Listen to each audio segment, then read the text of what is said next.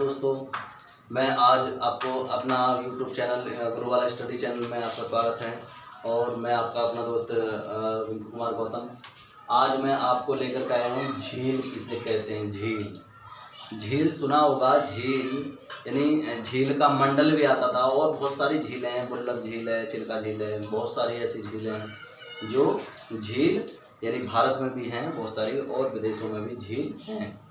तो झील देखा होगा, सावर झील है और बहुत सारी झीलें हैं।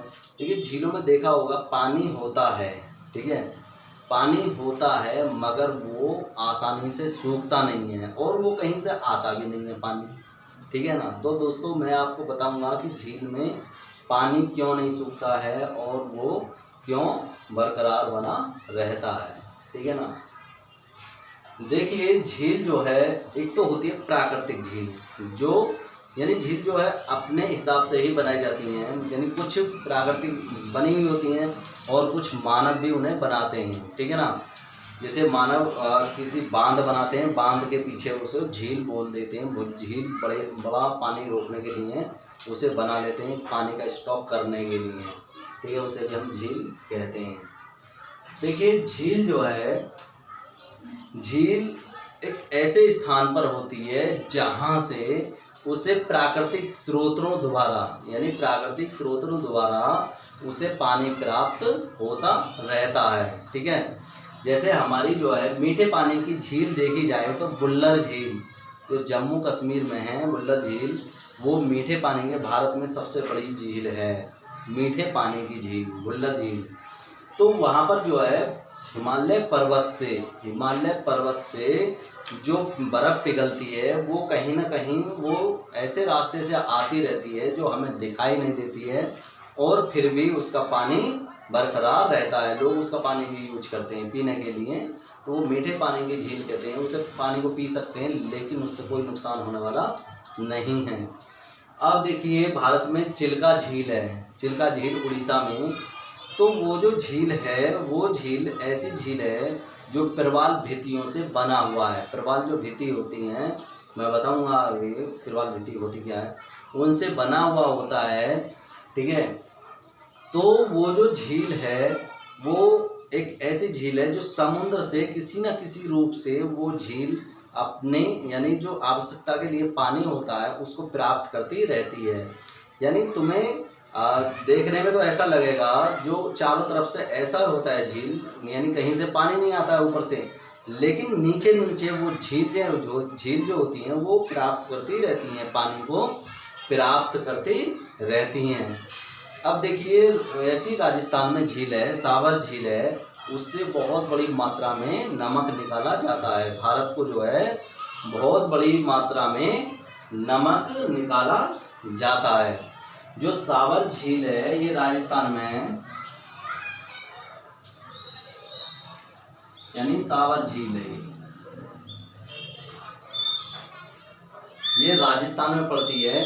तो इससे बहुत बड़ी मात्रा में नमक निकाला जाता है और इसके आसपास में कोई पर्वत नहीं, कोई हिमालय नहीं, कोई कुछ नहीं, ठीक है ना। फिर भी ये झील बरकरार पानी में रहती है, यानी पानी से भरी हुई रहती है। ये भी किसी न किसी यानी स्रोत के द्वारा कहीं ना कहीं से ये पानी प्राप्त करती रहती है। जो ये झील नहीं यानी सूखती कभी भी।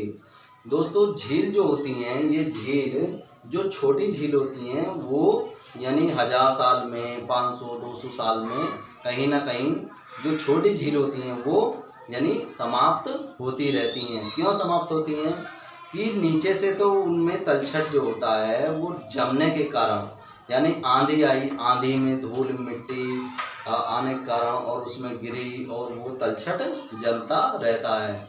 उसकी कोई झील की कोई सफाई नहीं होती है, तलछट जमता रहता है और तलछट जमने के कारण उसका जो वो होता है धरातल वो ऊपर को उठता रहता है, जो नीतल होता है वो ऊपर को उठता रहता है। और एक दिन ऐसा आता है कि वो धरातल इतना ऊपर उठ जाता है जहाँ पर पानी का लेवल होता है उससे भी ऊपर निकल जाता है। तो यानी पानी को रोकने के लिए जब बरकरार यानी आवश्यक मात्रा में गड्ढा नहीं होता है तो वो झीलें समाप्त हो जाती हैं और वहाँ का पानी समाप्त हो जाता है।